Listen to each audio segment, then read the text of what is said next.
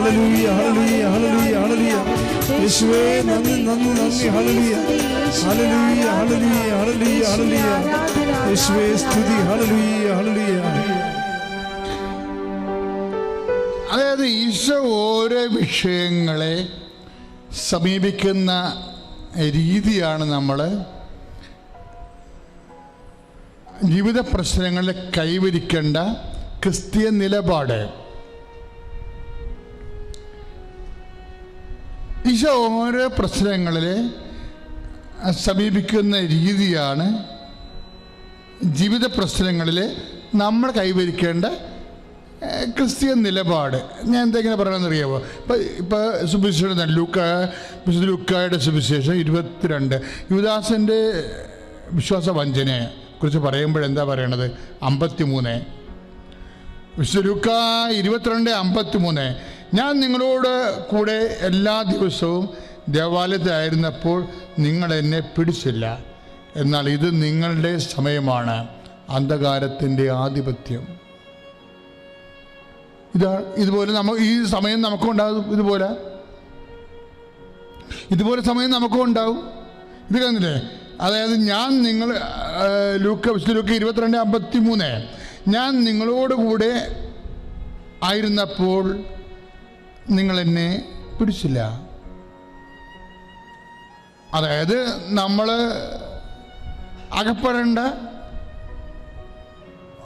വലിയ സമയങ്ങളുണ്ടാവും അപകടത്തിൻ്റെ. ചിലപ്പോൾ ആ സമയത്ത് നമ്മൾ രക്ഷപ്പെടും. പക്ഷെ ചില സമയത്ത് ദൈവം നമ്മളെ പരീക്ഷിക്കാൻ വേണ്ടി വിടും. അപ്പം നിങ്ങൾ ചോദിക്കുക എന്തിനാ അങ്ങനെ പരീക്ഷിക്കണമെന്ന്? പരീക്ഷ എന്തിനാ? സിമ്പിളല്ലേ? പരീക്ഷ എന്തിനാ? ഇപ്പോൾ 6ാം ക്ലാസ്സിലെ വിദ്യാർത്ഥിക്ക് പരീക്ഷ എന്തിനാണ്? അവൻ 7ാം ക്ലാസ്സിലേക്ക് പറഞ്ഞു വിടാൻ വേണ്ടിയാ. വേറെ പ്രശ്നം സിമ്പിളാണ്. പരീക്ഷ എന്തിനുള്ളതാണ്? അപ്ഗ്രഡേഷന് വേണ്ടിയുള്ളതാണ്, അല്ല ചവിട്ടി താത്താനുള്ളതല്ല. അപ്പോൾ ചില സമയത്ത് ദൈവം നമ്മളെ പരീക്ഷയ്ക്ക് വിടും.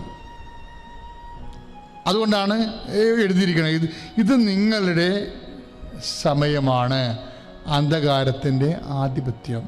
എത്ര വചനം?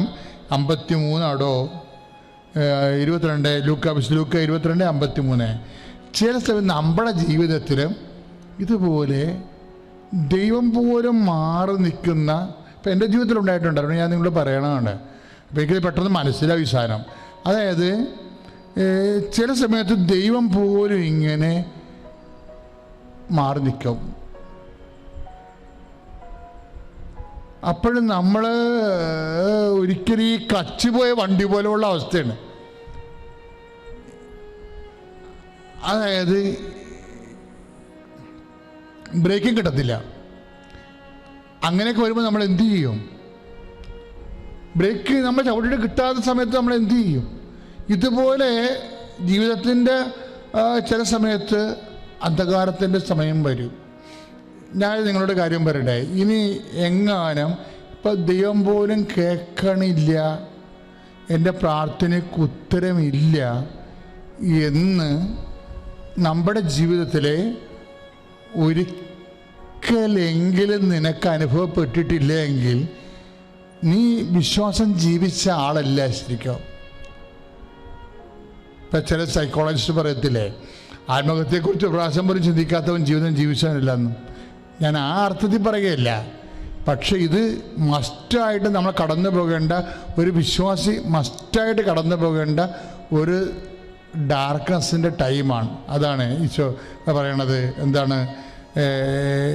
ഈ ലൂക്ക 22:53 ഇത് നിങ്ങളുടെ സമയമാണ്, തിന്മയുടെ സമയം. എന്താണ്? അന്ധകാരത്തിൻ്റെ ആധിപത്യം. എൻ്റെ മക്കളെ, ഇത് കണ്ടില്ലേ? അത് ഇങ്ങനെ ഒരു സമയം വരുമ്പോഴും കർത്താവ് പറയുന്നൊരു വാക്കെന്താണ്? ഇരുട്ടിൻ്റെ കാലമാണ്, പക്ഷേ ഞാൻ നിന്നൊന്നും കളയത്തില്ല, ഇരുട്ട് കണ്ട് പേടിച്ച് നിൽക്കത്തൊന്നുമില്ല, ഞാൻ കടന്നു പോകും. ഈ വചനത്തിൻ്റെ കൂടെയല്ല, ഇത് നിങ്ങളുടെ സമയമാണ്, അന്ധകാരത്തിൻ്റെ ആധിപത്യം. ചിലപ്പോൾ രോഗമാകാം, ചിലപ്പോൾ കോവിഡ് നിനക്ക് വീണ്ടും 2ാമത് വന്നെന്ന് വിചാരിച്ചോ?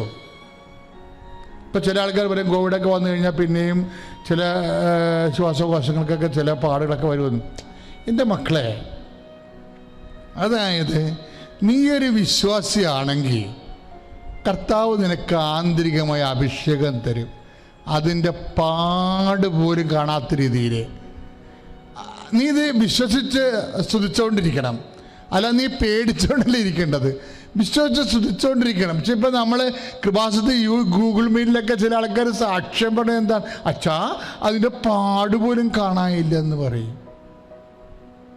എന്താ കാര്യം? ദൈവം അത് ഏറ്റെടുത്തു കഴിഞ്ഞാൽ അതിൻ്റെ പാടുപോലും കാണത്തില്ല. മക്കളെ, പിന്നെ ഈ എപ്പോഴും ഇങ്ങനെ വിശ്വാസം അപ്ഗ്രേഡ് ചെയ്യാൻ നോക്കണം. എന്താ പ്രശ്നം എന്ന് പറയുക, ഞാൻ ഇങ്ങനെ പറയാൻ കാര്യം എന്നറിയാമോ? ഇപ്പം നിങ്ങൾക്ക് 55 വയസ്സുണ്ടാവും. പക്ഷേ 55 വയസ്സുള്ള ആൾക്കാരൊക്കെ, ഞാൻ 55, 60, 80 വയസ്സുള്ള ആൾക്കാർ വരെ ഞാൻ കൗൺസിൽ ചെയ്തിട്ടുണ്ട്. അപ്പോൾ എനിക്ക് മനസ്സിലായിട്ടുള്ളൊരു ദുരന്തം എന്താണെന്നറിയാമോ? അതായത് 55 വയസ്സുണ്ട്, ഈ കക്ഷിക്ക് പണ്ട്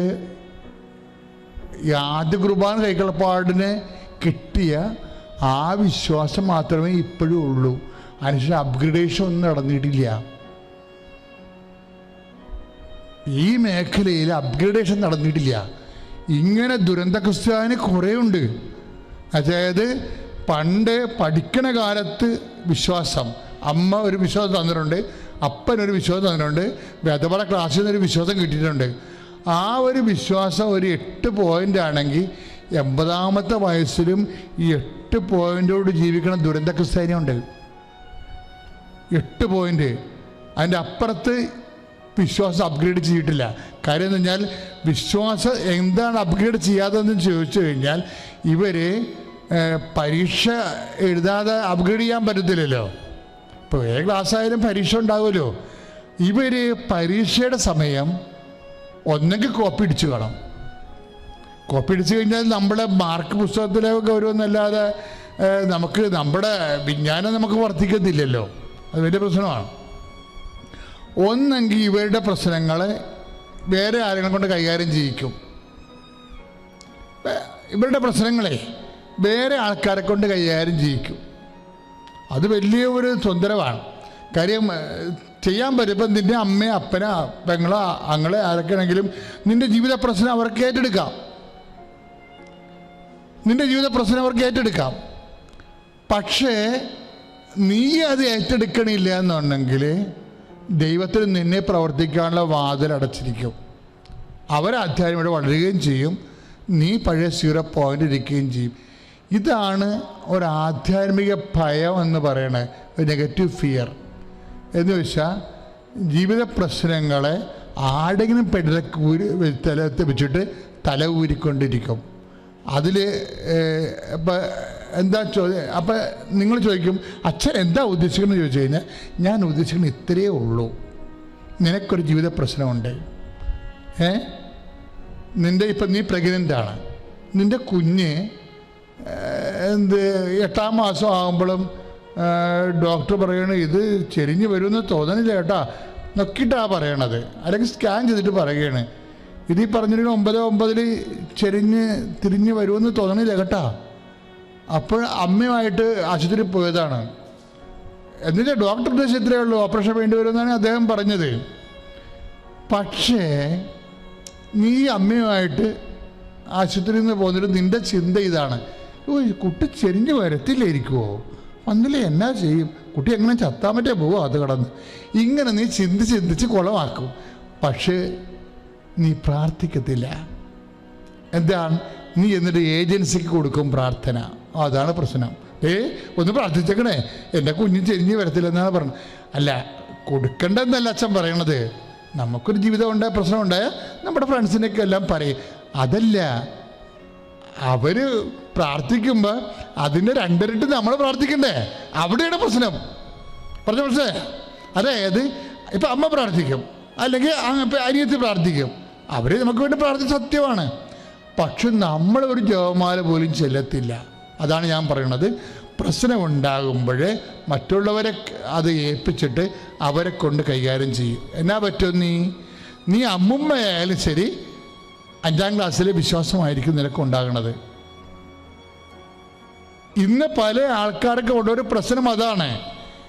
അവർക്ക് വയസ്സ് 60-65 പക്ഷേ വിശ്വാസം എന്ന് പറയണത് നമ്മുടെ ആ സിനിമയിലൊക്കെ ഉള്ള ചില പക്രുചേട്ടനൊക്കെ ഇല്ലേ, ആ പക്രുചേട്ടനൊക്കെ 10-47, ഇപ്പം എനിക്കുള്ളത് 51 വയസ്സാ പറ്റിയുണ്ട്. പക്രുചേട്ടൻ്റെയൊക്കെ പൊക്കമെന്ന് പറയണത് അത്രയേ ഉള്ളൂ. ഇതുപോലെ വിശ്വാസം സംഭവിക്കും, ഇതുപോലെ വിശ്വാസം സംഭവിക്കും എന്ന് വെച്ച് കഴിഞ്ഞാൽ നിൻ്റെ പ്രശ്നങ്ങൾ അപ്പം നിങ്ങൾ ചോദിക്കും, അച്ഛൻ എന്താണ് ഉദ്ദേശിക്കുന്നത്? ഞാൻ ഉദ്ദേശിക്കുന്നത്, നിങ്ങൾക്കൊരു പ്രശ്നം ഉണ്ടാകുമ്പോൾ എനിക്കൊരു സ്വഭാവമുണ്ട്, നല്ല സ്വഭാവമാണ് മോശം സ്വഭാവമാണെന്ന് അറിയത്തില്ല. ഞാനൊരു മനുഷ്യനോടും പറയത്തില്ല. ആകാശം ഇടിഞ്ഞു വീഴാൻ പോണെന്ന് പറഞ്ഞാൽ പോലും ഞാൻ അമ്മയോടല്ലാതെ വേറെ ആരോടും പറയത്തില്ല. ഇന്നിപ്പോൾ നിങ്ങൾക്ക് ഒരു ആധ്യാത്മികമായിട്ട് ഞാനൊരു ശുശ്രൂഷയുള്ള ആളാണെന്ന് എനിക്ക് തോന്നുന്നുണ്ടെങ്കിൽ അതിൻ്റെ പ്രധാനപ്പെട്ട കാര്യം ഞാൻ എൻ്റെ ജീവിതത്തിലെ വിഷയങ്ങൾ ആരെയും ഏൽപ്പിക്കാത്തതാണ്. ഒരു മനുഷ്യനോട് ഷെയർ ചെയ്യത്തില്ല. ഞാൻ ഇന്നാളെ പിതാവുമായിട്ട് സംസാരിച്ചപ്പോഴേ, അപ്പോൾ ഇന്ന് പിതാവിനോട് സംസാരിച്ച് ഞാൻ പിതാവിനോടും പറഞ്ഞിട്ടുണ്ട്, എന്താ വെച്ചാൽ ഈ 10-35 കൊല്ലം ഒരുപോലെ വർക്ക് ചെയ്യണത്, പല ഇടവക ഇരുന്നുകൊണ്ട് എന്നെ തല്ലുകവരെ തരുന്നുണ്ട് നാട്ടുകാർ. അന്നും ബിഷപ്പ് ഹൗസ് ഞാൻ പറഞ്ഞിട്ടില്ല, ഇന്നും പറഞ്ഞിട്ടില്ല, ആരോടും പറഞ്ഞിട്ടില്ല. എന്തെല്ലാം ഈ കൃപാസനത്ത് നാട്ടുകാർ വന്ന് തല്ലിയിട്ടുണ്ട്, ഇവിടെ പ്രവർത്തകരാ. അന്നത്തെ കാലത്ത് പോലും ഒരു മനുഷ്യരോടും പറയത്തില്ല. അപ്പം നിങ്ങളൊക്കെ ജോസഫിന് പ്രസവമില്ല. അതായത് പ്രാർത്ഥിക്കുന്നവന് അടിക്കടി പ്രശ്നം മാത്രമേ ഉണ്ടാകത്തുള്ളൂ. എന്താണ്? അപ്ഗ്രഡേഷന് വേറെ മാർഗമൊന്നുമില്ല. പക്ഷേ എന്താണ് നമ്മളുടെ ടി വിയിലൊക്കെ വന്നത്, കൃപാസനത്ത് റെയ്ഡ് എന്നും പറഞ്ഞ് കുറേ ടി വി എഴുതി കാണിച്ചു. ചില എഴുതി കാണിച്ചത് എന്താണെന്ന് വെച്ചാൽ കൃപാസനത്തിന് എതിരെ കേസ്. എന്തും ആയിക്കോട്ടെ, ഇതൊരു കുഞ്ഞു കാര്യമാണ്. പോലീസ് സ്വാഭാവികമായിട്ടുള്ള ഒരു മെഷീനറി ഉപയോഗിച്ചിട്ട് അവരൊരു ജനങ്ങളെ ശാസിച്ച് വിട്ട കേസാണ്. പക്ഷെ അതല്ല, ഇതിനേക്കാൾ ഭയങ്കര സംഭവങ്ങളൊക്കെ ഇവിടെ നടന്നിട്ടുണ്ട്. പക്ഷെ ഞാനൊരു മനുഷ്യനോട് പറഞ്ഞിട്ടില്ല. പറഞ്ഞിട്ടുണ്ട്, എൻ്റെ അമ്മയോട് പറഞ്ഞിട്ടുണ്ട്. അതിപ്പോഴല്ല, പണ്ട് മുതൽ അത് തന്നെ പരിപാടി. അമ്മയോട് പറയും, ഇത്ര ഗ്രേഡ് കൂടി എനിക്കും താങ്ങാൻ പറ്റണില്ല എന്നുണ്ടെങ്കിൽ കുർബാനയ്ക്ക് പറയാം. താങ്ങാൻ പറ്റത്തില്ലെങ്കിൽ മാത്രമേ ഞാൻ കുർബാനയ്ക്ക് പറയത്തുള്ളൂ. എന്താ പ്രശ്നം വെച്ചാൽ കുർബാന നിത്യജീവന് വേണ്ടിയുള്ളതാണ്, അല്ല നമുക്ക് ആട് വളർത്താനും പശു വളർത്താനും ഉള്ളതൊന്നുമല്ല. അതുകൊണ്ട് കുർബാനയെ തൊട്ട് കളിക്കുന്ന പരിപാടിയൊന്നുമില്ല. അത് നിത്യജീവന് വേണ്ടിയാണ്.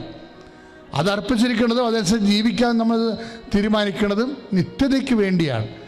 അല്ലാതെ ആനുകാലികമായിട്ടുള്ള പ്രശ്നങ്ങളെല്ലാം അമ്മയുമായിട്ട് കൈകാര്യം ചെയ്യും. എന്താ ഞാൻ ഇങ്ങനെ പറയണമെന്നറിയാവോ? നമ്മളുടെ വിഷയം നമ്മൾ തന്നെ പ്രാർത്ഥിക്കണം. ആൾക്കാർ പ്രാർത്ഥിക്കണില്ലെന്നല്ല, ചില ആൾക്കാർ ചെയ്യണ ഒരു കാര്യം, അവർക്ക് പ്രശ്നങ്ങളുണ്ട്, അവരുണ്ടെങ്കിൽ അച്ഛനെ ഏൽപ്പിക്കും, ദാറ്റ്സ് ഓക്കെ. അല്ലെങ്കിൽ നിങ്ങൾ സ്വന്തം കുടുംബത്തിലുള്ള ആൾക്കാരെ ഏൽപ്പിക്കും, അല്ലെങ്കിൽ നിങ്ങളുടെ ഫ്രണ്ട്സായിട്ടുള്ള വൈദികരെ ഏൽപ്പിക്കും, ദാറ്റ്സ് ഓക്കെ. എൻ്റെ മക്കളെ, അതേസമയം തന്നെ നിങ്ങൾ തന്നെ അതിൽ ഇൻവോൾവ് ആകണം. That is my point. നിങ്ങൾ ഇൻവോൾവ് ആകാതെ മറ്റുള്ളവരെ ഏജൻസി വെച്ച് കഴിഞ്ഞാൽ അത് നിങ്ങൾ വളരത്തില്ല. എൻ്റെ പേര് സോഫിയ ബെസ്കോ. ഞാൻ ഇൻഫന്റ് ജീസസ് ചർച്ച് കല്ലേറ്റിങ്കയിൽ നിന്ന് വരുന്നു. ഞങ്ങൾ ഫാമിലിയായിട്ട് അബ്രോഡ് ദുബായിലാണ്, ഞാനും മോനും ഹസ്ബൻഡും. ഞാൻ ഓൺലൈനായിട്ടാണ് ആദ്യമായിട്ട് ഇവിടെ നിന്ന് ഉടമ്പടി എടുക്കണേ. അത് മാർച്ച് 7-ാം തീയതിയാണ് ഉടമ്പടി എടുക്കണേ. അതിൻ്റെ റീസൺ എന്ന് വെച്ചാൽ എൻ്റെ സഹോദരി ഫെമിക്ക് വേണ്ടിയിട്ടാണ് ഞാനിവിടെ അവിടെ നിന്ന് ഓൺലൈനായിട്ട് ഉടമ്പടി എടുത്തത്. ഞാൻ ദുബായിൽ വീട്ടിൽ ചുമ്മാ അങ്ങനെ ജോലിയൊക്കെ കഴിഞ്ഞിങ്ങനെ ഇരിക്കുന്ന ടൈമിൽ യാദൃശ്ചികമായിട്ടൊരു ദിവസം എൻ്റെ മോൻ പപ്പേനെ കാണണം, പപ്പേനെ വിളിക്കണം, ഓൺലൈനിൽ വിളിക്കുക സംസാരിക്കുക എന്നൊക്കെ പറഞ്ഞ് ഭയങ്കര നിലവിളി. അപ്പം ഞാൻ വിചാരിച്ചു വെയിറ്റ് പപ്പ കുറച്ച് കഴിയുമ്പോൾ വിളിക്കും, നമുക്ക് സംസാരിക്കാം എന്നൊക്കെ പറഞ്ഞ ആൾ അവിടെ ടയറിൻ്റെ ഷോപ്പാണ്, ഞങ്ങൾക്ക് സ്വന്തമായിട്ട് അവിടെ ബിസിനസ്സാണ്. അപ്പോൾ വെയിറ്റ് പപ്പ വിളിക്കുമെന്ന് കുറേ പട്ടം പണ്ടും കൊച്ച് ഇങ്ങനെ കൂട്ടാക്കുന്നില്ല, എനിക്കങ്ങനെ മാനേജ് ചെയ്യാൻ പറ്റുന്നില്ല മോനെ. അങ്ങനെ ഇരിക്കുമ്പോൾ ഞാൻ ആളെ വിളിച്ചു, സംസാരിച്ചു, മോൻ്റെ കയ്യിൽ കൊടുത്തു. അങ്ങനെ കുറേ കൊച്ചിൻ്റെ അടുത്തൊക്കെ ഇങ്ങനെ സംസാരിച്ച് ഒന്നും കൊച്ചു മിണ്ടണില്ല. പപ്പേനെ ഇങ്ങനെ കണ്ട് സംസാരിച്ച് പപ്പ പപ്പ എന്ന് പറഞ്ഞ് കരഞ്ഞുകൊണ്ടിരിക്കുക. അങ്ങനെ സംസാരിച്ച് ചേട്ടൻ ഉണ്ണീനെ കരച്ചിലൊക്കെ മാറ്റി സെറ്റാക്കി ഇങ്ങനെ വന്ന് പെട്ടെന്ന് ആൾ ഫോൺ കട്ട് ചെയ്തു. ഞാൻ പിന്നെ വിളിക്കാമെന്ന് പറഞ്ഞിട്ട് ഫോൺ കട്ട് ചെയ്തു. അങ്ങനെ വർത്താനമൊക്കെ പറഞ്ഞു കഴിഞ്ഞ് ഞാൻ കുക്കിങ്ങൊക്കെ ചെയ്ത് കുറച്ച് കഴിയുമ്പോൾ ഞാൻ അങ്ങോട്ട് വിളിക്കാമെന്ന് പറഞ്ഞിട്ട് ആൾ പിന്നെ വിളിക്കുന്നില്ല. അങ്ങനെ വിളിച്ച് വർത്താനമൊക്കെ പറഞ്ഞപ്പോൾ ആൾ പറഞ്ഞു ഓൺ ദ സ്പോട്ടിൽ ആൾക്ക് ഫീൽഡ് വർക്കായിരുന്നു ആ ടൈമിൽ. അവിടെ ഒരു ചെറിയൊരു മരത്തിൻ്റെ കീഴിൽ ആൾ വർക്കൊക്കെ നോക്കിക്കൊണ്ടിരിക്കുകയായിരുന്നു. എല്ലാ ദിവസവും അവിടെ ഒരു ചെയർ ഇട്ടിട്ട് ആളിങ്ങനെ ഫീൽഡൊക്കെ ഇങ്ങനെ നോക്കും, അവിടെ ചെയ്യണ വർക്കുകളൊക്കെ. ആ ടൈമിൽ മോൻ സംസാരിക്കണതിൻ്റെ ആ ടൈമിൽ തന്നെ ഒരു വലിയൊരു അവിടുത്തെ വണ്ടികളൊക്കെ വലിയ വെയിറ്റ് വലിയ വണ്ടികളൊക്കെയാണ്, ലോറിയൊക്കെ പോലത്തെ. അപ്പോൾ ആ വണ്ടി നേരെ ഹസ്ബൻഡ് ഇരിക്കണതിൻ്റെ തൊട്ട് താഴെ ഒരു കസാര ഇട്ടിട്ടാണ് ആൾ ഇപ്പോഴും അവിടെ ഇരിക്കുന്നത്. അവിടേക്ക് വണ്ടി ഇടിച്ച് കയറി. അവിടെ ആ ഹസ്ബൻഡിൻ്റെ സ്ഥാനത്ത് വേറൊരു ചെറുപ്പൻ ചെക്കനായിരുന്നു, ഒരു 22 വയസ്സൊക്കെ ആയിട്ടുള്ളൂ. ആ കുട്ടീനെയും കൂടെ ചേർത്ത് ആ വണ്ടി അങ്ങോട്ട് കയറി. അപ്പോൾ ആളെ ഞാൻ വിളിച്ച സമയത്ത് ആൾ പറഞ്ഞു മോൻ വിളിക്കാൻ ആ ടൈമിലാണ് ഇങ്ങനെ ഒരു ആക്സിഡൻറ്റ് സംഭവിച്ചത്, ഞാനായിരുന്നു ആ സമയത്ത് അവിടെ ഇരിക്കേണ്ടിയിരുന്നത്, അതെന്താവും. അപ്പം ഞാൻ പറഞ്ഞു ഇവിടെ നിന്ന് എൻ്റെ ഫാദർ ഇൻ ലോ ഉടമ്പടിക്ക് എടുത്തിട്ടുണ്ടായിരുന്നു. അപ്പം ഞങ്ങളവിടെ ആയിരുന്ന സമയത്ത് കാശിരൂപം, ഉപ്പ്, അതുപോലെ തന്നെ കുഞ്ഞൊരു ലോക്കറ്റ് ഉണ്ടല്ലോ, അതൊക്കെ തന്നുവിട്ടുണ്ടായിരുന്നു. അപ്പം ഞാൻ ഞാൻ വിചാരിച്ചു ഞാനിടാം, കുഴപ്പമില്ല, എനിക്ക് ഇവിടത്തൊക്കെ കാര്യങ്ങളും പ്രാർത്ഥനയൊക്കെ ഭയങ്കര ഇഷ്ടമാണ്. അപ്പോൾ ഹസ്ബൻഡിന് അങ്ങനെ അത്രയും താല്പര്യമില്ല. എന്നാലും ഞാൻ ആ കാശുരൂപം ഒരെണ്ണം ഉണ്ടായുള്ളൂ. അപ്പോൾ അത് ഞാൻ ഹസ്ബൻഡിൻ്റെ കൊന്തയിൽ കോർത്ത് എല്ലാ ദിവസവും ആൾ വർക്കിന് പോകുമ്പോൾ ഞാൻ 5:30 പ്രാർത്ഥിച്ച് ആൾ പോകുമ്പോൾ ഉപ്പൊക്കെ ഞാൻ വായിൽ വെച്ച് കുരിശൊക്കെ വരച്ചിട്ടാണ് ഹസ്ബൻഡിനെ ജോലി സ്ഥലത്തേക്ക് പറഞ്ഞു വിടുന്നത്. അങ്ങനെ ഈ ഒരു ഇൻസിഡൻറ്റ് നടന്നപ്പോൾ എനിക്ക് ഭയങ്കരധികം എന്താ പറയുക, ഭയങ്കര ഒരു മിറാക്കിൾ ഞങ്ങളുടെ ലൈഫിൽ. അതൊരു വലിയൊരു എന്താ പറയുക, ദൈവം നമ്മുടെ ലൈഫിൽ ഇടപെടുന്നുണ്ട് എന്നെനിക്ക് അപ്പം മനസ്സിലായി. അപ്പം അന്ന് ഒരുപാട് വിഷമവും ഈശോ മാതാവ് ഇത്രയും നമ്മളെ നീല അങ്കിക്കുള്ളിൽ പൊതിഞ്ഞേക്കാന്നുള്ളൊരു ഫീലിംഗ് എനിക്ക് കിട്ടി. അങ്ങനെ ഇപ്പോൾ എനിക്കവിടെ വർക്കൊന്നുമില്ല, ആൾ ഇപ്പോൾ ജോലിയൊന്നും നോക്കുന്നില്ല, കൊച്ചുള്ള കാരണം എനിക്ക് അങ്ങനെ വർക്കൊന്നും ചെയ്യാൻ പറ്റില്ല. അപ്പോൾ ആൾ ഇപ്പോൾ ജോലിയൊന്നും നോക്കണ്ട, സമയമാകുമ്പോൾ നമുക്ക് നോക്കാമെന്നുള്ള ഒരു കോൺസെപ്റ്റാണ് ഞങ്ങളുടെ. അപ്പോൾ ആ ടൈമിൽ എല്ലാവർക്കും അറിയാം, ദുബായ് എന്ന് പറഞ്ഞു കഴിഞ്ഞാൽ 2 ഫാമിലിയും ഒരുമിച്ച് നമുക്ക് നിൽക്കാൻ പറ്റാത്ത ഒരു സിറ്റുവേഷനാണ് അവിടെ.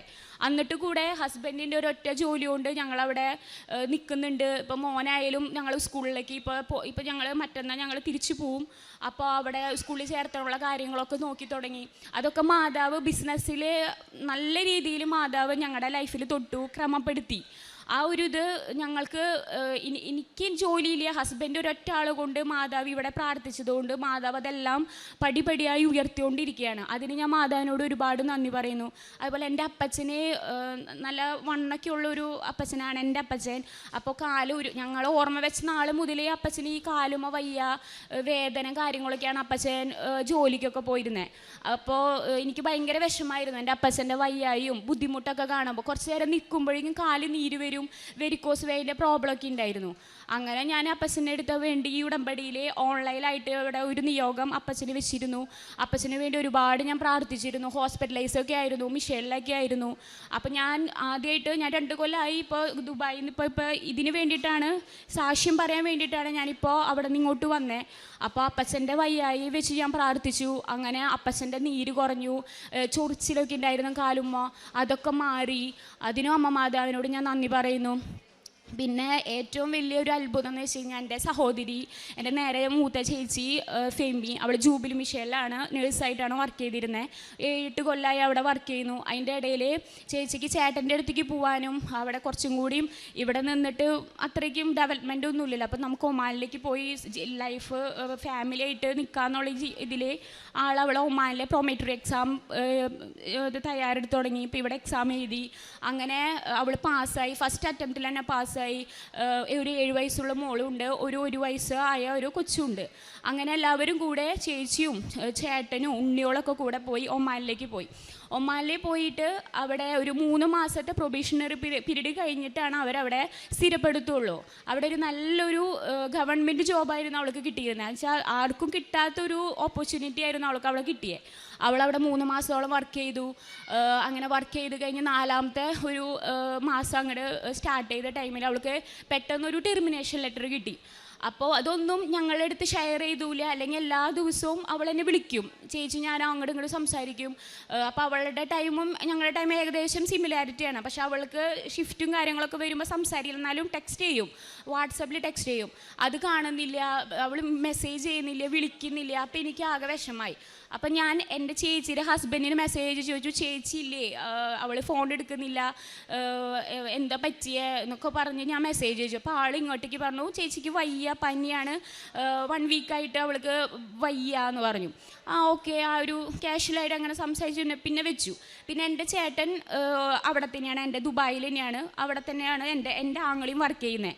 അപ്പം ഞാൻ എൻ്റെ ആങ്ങളോട് പറഞ്ഞു, ചേട്ടാ ചേച്ചിനെ വിളിച്ചിട്ട് കിട്ടുന്നില്ല, അവൾ വിളിച്ചിട്ട് ഫീവറാണെന്നാണ് ചേട്ടൻ പറയുന്നത്, അപ്പം നമുക്ക് ചേട്ടൻ ഒന്ന് വിളിച്ച് അന്വേഷിക്കുക എന്നൊക്കെ പറഞ്ഞിട്ട് എൻ്റെ ആങ്ങള അവിടെ നിന്ന് എൻ്റെ ചേച്ചിയുടെ ചേട്ടനെ വിളിച്ചു. അങ്ങനെ വിളിച്ച് ചേട്ടനോട് എൻ്റെ ചേച്ചിയുടെ ഹസ്ബൻഡ് പറഞ്ഞു, ഇങ്ങനെ അവൾക്ക് പെട്ടെന്ന് ടെർമിനേഷൻ ലെറ്റർ കിട്ടി. അപ്പം അതിൻ്റെ ഷോക്ക് കാരണം എന്താ അവൾക്കൊരു ബന്ധമില്ലാത്ത കാര്യങ്ങളൊക്കെ പറയണേ, അങ്ങനെയൊക്കെ പറഞ്ഞിട്ട് ആൾ ഇങ്ങനെ മെസ്സേജ് ചെയ്തു.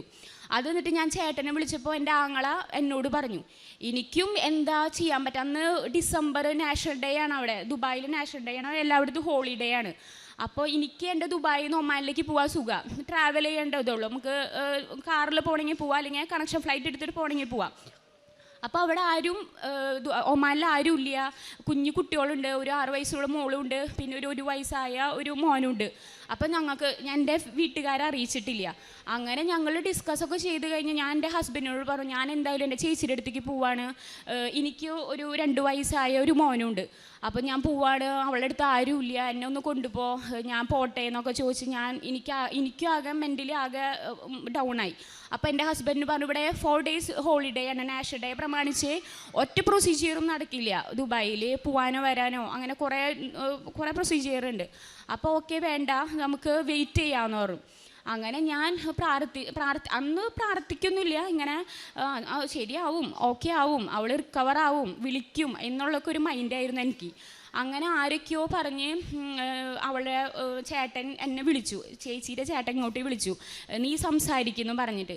ഞാൻ സംസാരിച്ചപ്പോൾ എൻ്റെ ചേച്ചിക്ക് എന്നെ ഓർമ്മയില്ല, അവൾ എന്തൊക്കെയോ പറയുന്നുണ്ട്, ഞാൻ കരയുന്നുണ്ട്, ചേച്ചി കരയുന്നുണ്ട്, പിള്ളേരുകൾ കരയുന്നുണ്ട്, ആകെ അവളെ മൈൻഡൊക്കെ പോയി.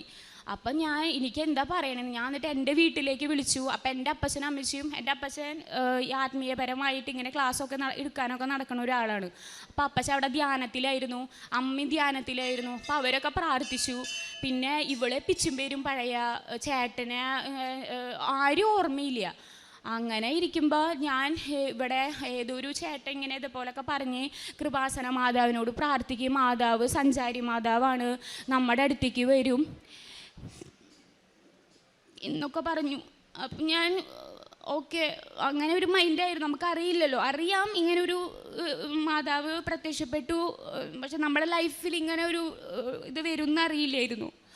അങ്ങനെ ഇരിക്കുമ്പോൾ ഞാൻ ചേച്ചിനെ വിളിച്ച് ഞാനും എൻ്റെ ആങ്ങളെയും പറഞ്ഞാലാണ് ചേച്ചി വിശ്വസിക്കുള്ളൂ എന്നുള്ള മൈൻഡാണ്. ചേട്ടൻ പറയുന്നതൊന്നും വിശ്വസിക്കുന്നില്ല, നമുക്ക് തിരിച്ച് നാട്ടിൽ പോകാമെന്ന് പറയുമ്പോൾ അവൾ വരില്ല എന്ന് പറയും, എനിക്കിട്ട് ജോലിയാണ്, എൻ്റെ ജോലി പോയിട്ടില്ല, അങ്ങനെയൊക്കെ പറഞ്ഞ് അവിടെ നിൽക്കുക.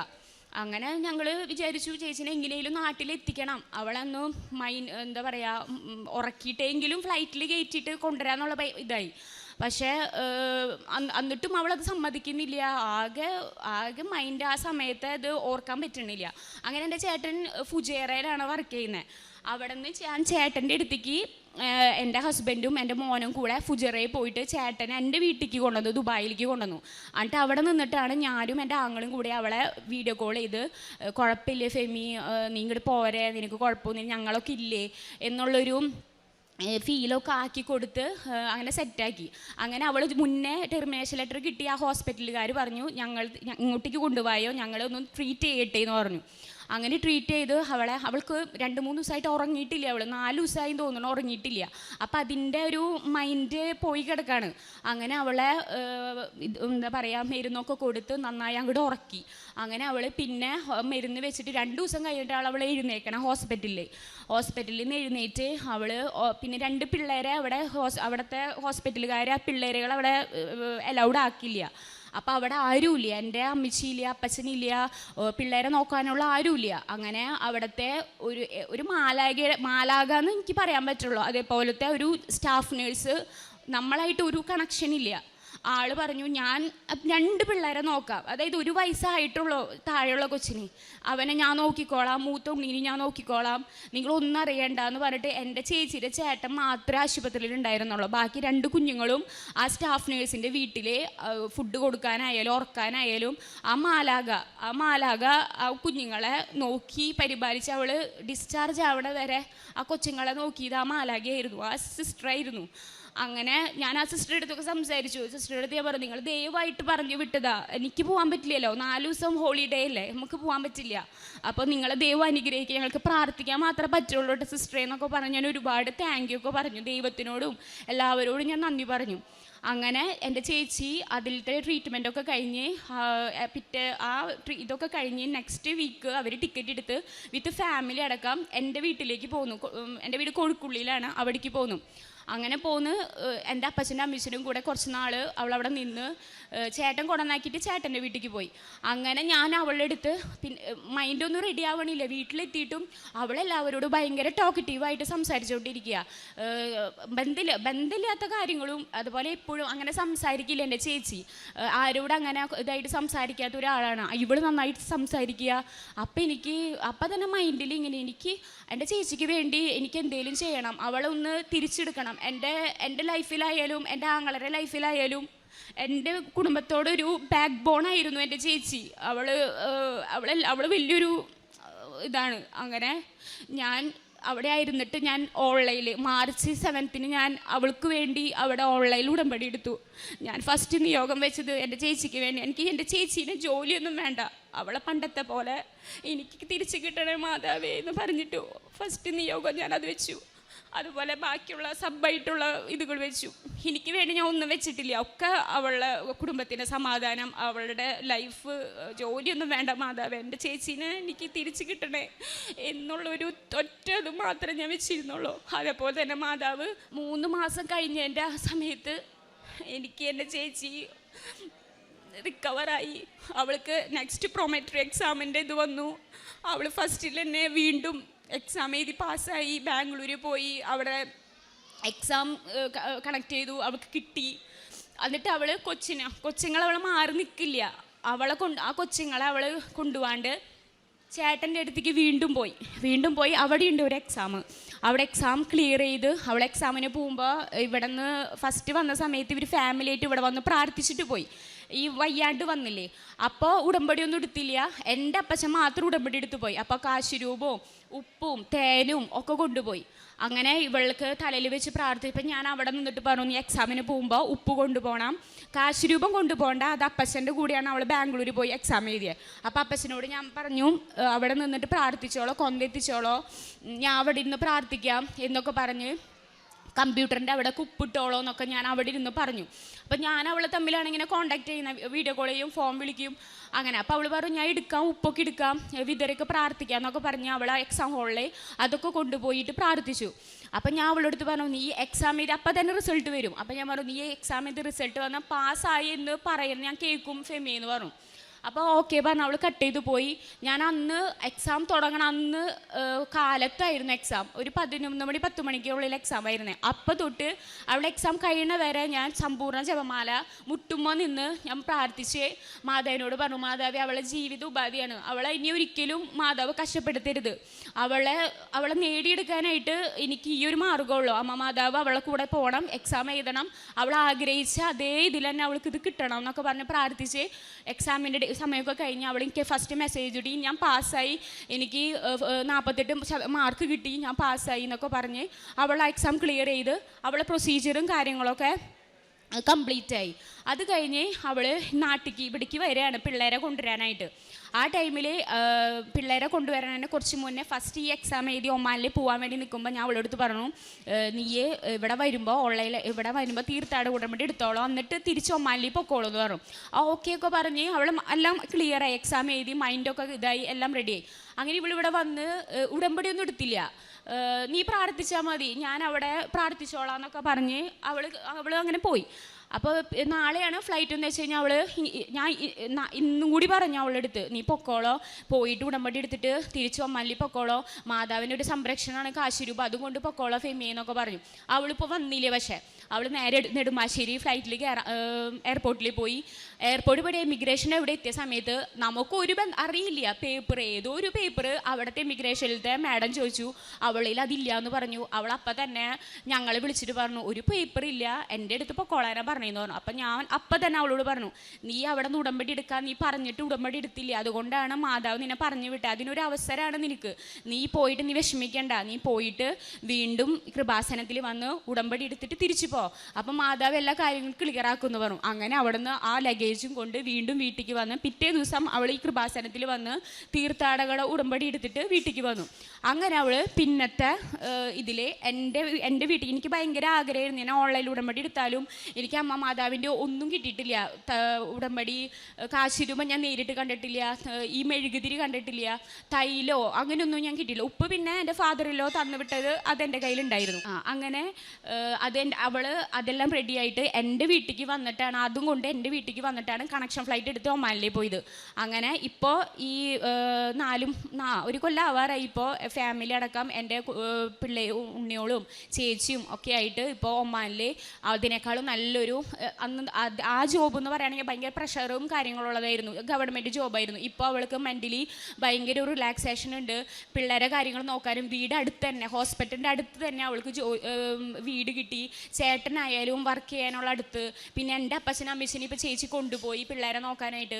ഇപ്പം എല്ലാ രീതിയിലും അവൾ ഹാപ്പിയാണ്, സന്തോഷമായിട്ടിരിക്കുന്നു. കാരുണ്യ പ്രവർത്തികൾ എന്ന് പറയുകയാണെങ്കിൽ എനിക്ക് അവിടെ ഒന്നും അങ്ങനെ ചെയ്യാനുള്ള പെർമിഷനൊന്നുമില്ല. അപ്പം ഞാൻ ഇനി ഫോണിൽ എന്തെങ്കിലുമൊക്കെ വയ്യാത്തവരൊക്കെ ഇങ്ങനെ വീഡിയോസൊക്കെ വരുമ്പോൾ ഞാൻ ഹസ്ബൻഡിനോട് പറഞ്ഞിട്ട് പൈസ അയച്ചു കൊടുക്കും. പിന്നെ അപ്പച്ചനോട് പറഞ്ഞിട്ട് ഇവിടെ ഫുഡ് ഇങ്ങനെ ആർക്കും ഇല്ലാത്തവർക്ക് ഫുഡ് മേടിച്ച് കൊടുക്കാനും പൈസയൊക്കെ ആയിട്ട് അയച്ചു കൊടുക്കും.